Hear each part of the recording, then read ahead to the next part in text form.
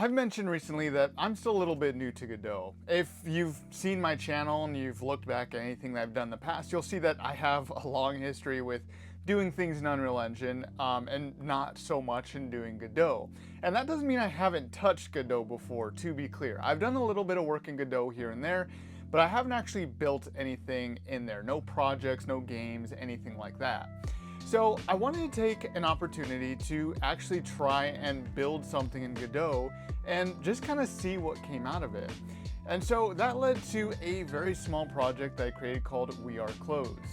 Now, this is a very small project. It's just meant to be more of a prototype, just kind of something that I played around with just to learn a little bit about Godot. It's not meant to be something fully polished or fleshed out or anything like that, but I wanted to use this as an opportunity to dive in, try something, and get used to Godot and start learning about how Godot works.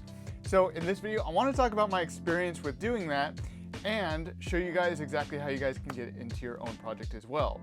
If you guys want to try out this project for yourselves, by the way, I do have it listed on itch.io and I'll have a link down below so you guys can have a look at it for yourself. Let's go and jump right into the next reality. Now, before we actually talk about jumping into the engine at all, let's talk about my thought process into actually developing this project to begin with. Now, We Are Closed was actually something I came up with a while back when I was working as a cashier. It was something honestly kind of dumb that I thought, oh, you know, we all get kind of annoyed with those customers who regularly come in, they stay in after close, and you can't really kick them out because that's kind of against store policy, you know, whatnot, but you know, we want them to leave. So it was just kind of something kind of stupid that where the whole idea was we stun customers or other people in the store and then we remove them from the store. It was something I originally thought of as a multiplayer game because I thought it'd be really cool to have, like, you know, your customers as one side and your cashiers or employees as the other side. And, you know, they were kind of competing each other to do different tasks. And so I thought it was kind of something, you know, ridiculous and that could have potentially been silly. That wasn't quite what this ended up being because, like I said, I was still learning Godot when I decided to start this project. And I'm still a little new to Godot as well, so it's not fully fleshed out or anything like that. But I decided to take this idea that I had come up with before and turn this into just a small little prototype. And that's where we ended up with We Are Closed. So I ended up playing around with initially just kind of setting up our player. So player is pretty standard for the most part right out the gate. I skipped out a lot of the basics, movement and looking around. I thought that was pretty standard stuff, things that you see all over the place when developing a Godot project. And then I kind of moved on to actually being able to stun the enemy. Now, this was two parts. First was actually detecting when an enemy was in range of the player and how far away the enemy was. So I came up with a couple different solutions. One was a raycast. There was another one where you just kind of check to see what was in front of the player, what was visible on screen. But what I ended up going with was just using a very simple capsule collision that was placed out in front of the player. What you see right now, this is kind of scaled up way beyond what it ended up being. I think I ended up doing like an eighth of the size distance-wise from what you see here because I didn't want to be able to stun, you know, across the map or anything like that. And then I just kind of played around with the collision settings to make sure that I could actually detect when I was clicking on specific objects. And this little cube that you actually see here in front of me, this was actually the very first prototype of the enemy. There were no special meshes, no characters or anything like that. I just stuck with a very simple cube and worked on having it navigate around the environment using a nav mesh. Now, this did end up coming with a few issues that I had to kind of address later on. I've played around with moving around enemies before using a nav mesh in Godot before. The main problem that I kind of ran into a lot of the times though was after a few enemies there would be a huge performance impact, and I wasn't really sure how I was going to address this initially, so I just kind of said, you know what, I'm going to try and put in what I know works. And then later on down the line, I will come back and actually address fixing the performance issues. And so that's kind of what I did.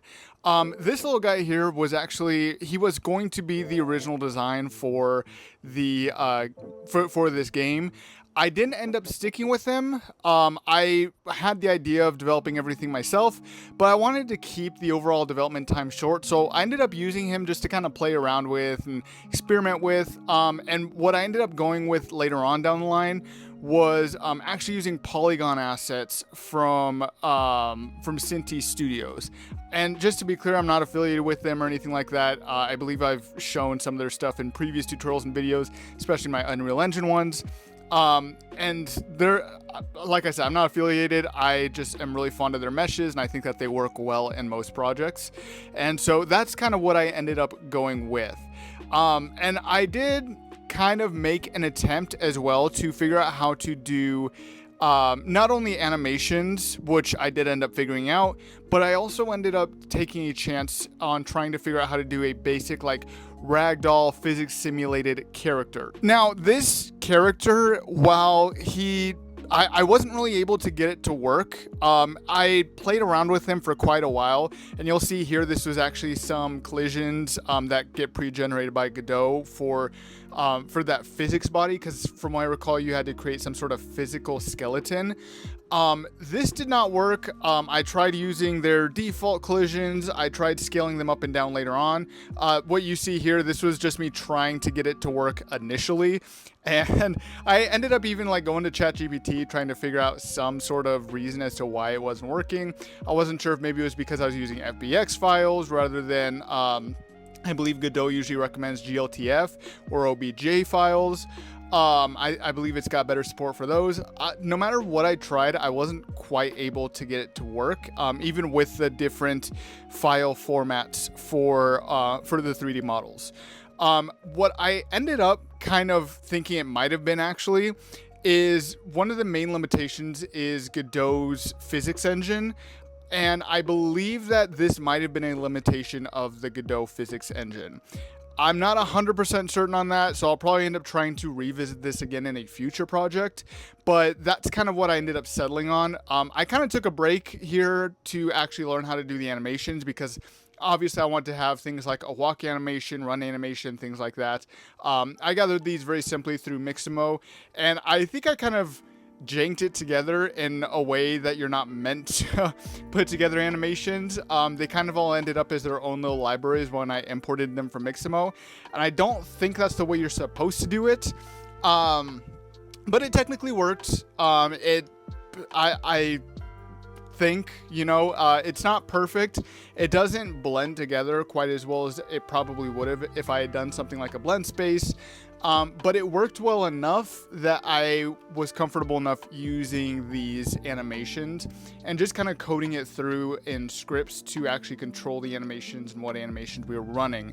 The script for this ended up being a little bit messier than I really would have liked, because I wasn't really using like a blend space or a state tree or anything like that. But it worked all right in the end, and you know what? So long as it works, since this is mostly a learning opportunity as well, I think it's going to be just fine. Now, my original intention was to have it so that way enemies could basically be picked up and moved around the environment. My intention was you would stun an enemy, they would be stunned for some random amount of time. I was basically thinking somewhere around 3 seconds, but having it randomized, so that way it was not perfectly the same amount every time, just add a little bit of variation. And then you pick up the enemy and you take them to basically the exit.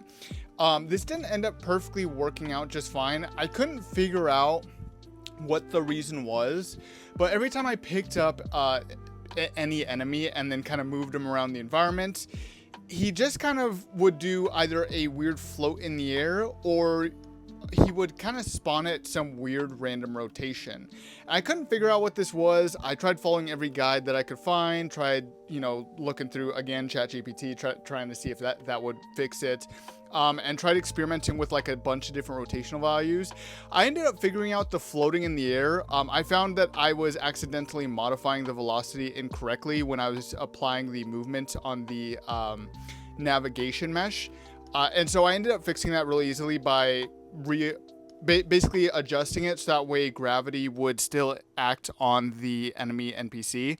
Um, and this ended up working pretty well, but I wasn't really able to get past the issues where the enemy would sort of rotate at random rotations when it was dropped. I couldn't figure out what was causing this. No matter what I tried, I couldn't get it to work. So what I ended up with instead was we pick up an enemy.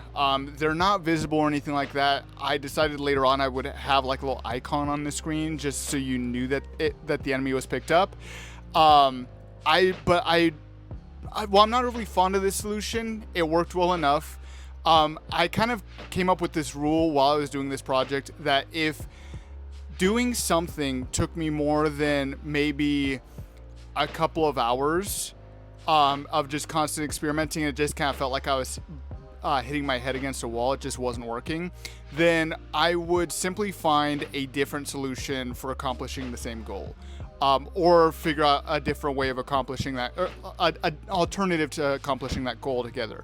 And my intention behind doing this was I wanted to make sure that I didn't get stuck trying to perfect issues that I just couldn't quite figure out in the moment, and maybe it's just because I didn't have the knowledge to do so yet.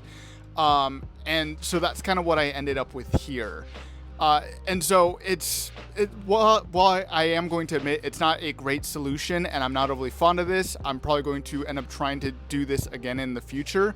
But my hope is that in the future, when I come back to try and do these same things again, like being able to pick up enemy NPCs, if I decide to do that again in a future project, that I'll have a little bit better knowledge of Godot and how everything functions, that I can fix this myself. So that's kind of how I ended up with a lot of the mechanics I ended up with here. What you're seeing here too is also actually adding in the scanner to the player's view, and actually making things flash on the screen. It's not a perfect solution. I know obviously most hand scanners tend to not be quite as bright or as circular as what you're seeing here. But again, I kind of treat this project mostly as a learning opportunity, just to try and figure out how Godot functions and some of the limitations that I can expect when using Godot, and some of the things that I can learn for future projects. That way I know what I can better plan basically for what I want to do in future projects. And so it ended up working out pretty nicely. You got a very clear visual of where you were scanning. And it all worked out just fine. Now, I kind of took a break. This was before I ended up fully deciding to commit to not having a visible enemy, and kind of started designing out the environment. And the way I ended up going about this is I kind of scrolled through. There's a lot of assets that Cinti provides in their packs. And so while they are definitely a little expensive, it's definitely worth it because you get just about every mesh you could possibly need and then some. I kind of ended up going through and looking through all the assets. I kind of picked out a bunch that I thought would be really useful to use within the project. And I just kind of chose a bunch of those and made some personal meshes, or I guess not personal meshes, but I ended up putting together meshes that I could modify myself and put within the environment. And so I kind of started out simple, basic room. We put in the walls, we put in the door, which you can't actually pass through. It's just there for visuals. And then we put in the floor. And that's really about it for what we did there. I did also, of course, add in a few just shelves and things like that within the environment. And the design I ended up going for is something I kind of ended up getting inspired a little bit by Superhot. This is a game that I rather enjoy in VR. One of the first VR games that I played, or among the first. I don't think it was the first. But it's a game that I do remember fondly.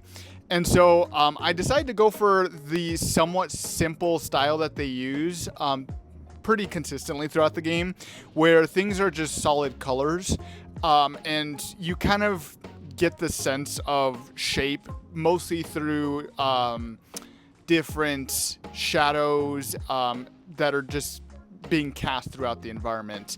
It's pretty simple. It's not overly complicated or anything like that. But I kind of ended up just kind of going with this similar style of just let's use solid colors, let's not overcomplicate the textures. At this point, it had already taken me quite a bit of time just to figure out up until this point all the mechanics. And like I said, I hadn't even figured everything out yet at this point in developing this game. There were still some issues I had to figure out with the AI. But I ended up sticking with that. The one spin that I did end up doing myself, something I am particularly fond of, and that I'm so glad Godot just kind of integrates into their engine, was an outline mesh. So there is a very simple drop down under mesh that just allows you to create an outline. You can specify how thick the outline is for each mesh.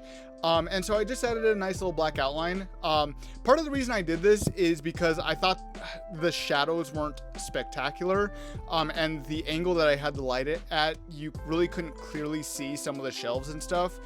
And adding in that outline allowed for you to see the shape a little more clearly. And I'm also just kind of overly fond of this sort of style. Just kind of using solid colors and outlines to sort of visually see everything around you. It's simple, but still kind of gives you that basic idea of what you are looking at within the game. So with the game just about done, it was time to work on the final little touches here and there. I started working on basic UI. I didn't want to overcomplicate or anything like that. I didn't have any special fonts or anything like that I put within this project. It was kept rather simple, and I did that intentionally because I didn't want to overcomplicate it. I kept the UI pretty basic as well. There's a timer in the top left corner and a icon that shows up in the top right to show if you have an enemy picked up. And then there's a few little text boxes that'll show up in the center of the screen periodically. And that was really about it. I didn't want to overcomplicate it. I wanted it to be rather simple. And to me, that just kind of worked really well. The same thing with the menu. I wanted to keep that pretty simple as well. Just do something really simple, a play, a quit, and then no special font either for the text. It's just nice and simple and clean. Now, UI was kept pretty simple. Same deal with the gameplay. I was originally intending to have like random spawns for the enemies, like a set number that would kind of show up and spawn in. And I ended up kind of doing something that I thought was a little more different. And I just kind of had doors around the walls. And the intention behind these is you were meant to barricade them early on. And if you do that, then no more enemies could get in for you to have to remove from the store. If you decided not to barricade it, and you're not really aware that those are meant to be barricaded, you kind of start letting in a lot of enemies. And I ended up making it so that way they would come in when the enemy count was below a certain number or after a certain amount of time had elapsed. And that was about it. So it was pretty simple. And I did my best to sort of balance everything out as well to make everything work. There was one weird little issue that I ran into that I think this might be it, where for some reason I could not get my main menu to reload on the game over screen. I ended up having to actually fully put in the path to the level and loading in the level that way. For whatever reason, the packed scene would not work when I tried to reload the main menu. I couldn't figure out what it was. It wasn't corrupted or anything like that. I promise you, I checked that multiple times. Yeah, and then I just kind of ran a test to make sure everything was working, and that was about it. You can kind of see all the enemies running back and forth. Now, I'm not entirely sure. I did have like weights to specific areas around the map in order to make it so that way they would try to avoid more open areas to make the player have to sort of look around for them. And I don't know that having multiple nav meshes with different weights works perfectly, even though it is supported in Godot. The shelves were honestly the biggest problem, and I really don't know why. They just kept getting stuck on the corner of the shelves. And that's a quick rundown of my experience creating my first project in Godot. Now, I'm planning on in the future making more just kind of small projects like this. But as time goes on, my hope is I want to learn how to polish them better and better and better. For example, one of the things that I didn't really get a chance to do with this project that I would have liked to experiment with a little bit more I wanted to try experimenting with particle effects. I wanted to try experimenting again with like physics bodies and trying to simulate that sort of loose ragdoll sort of effect. And more importantly, because I still really much love doing this, I really want to be able to support VR a little more.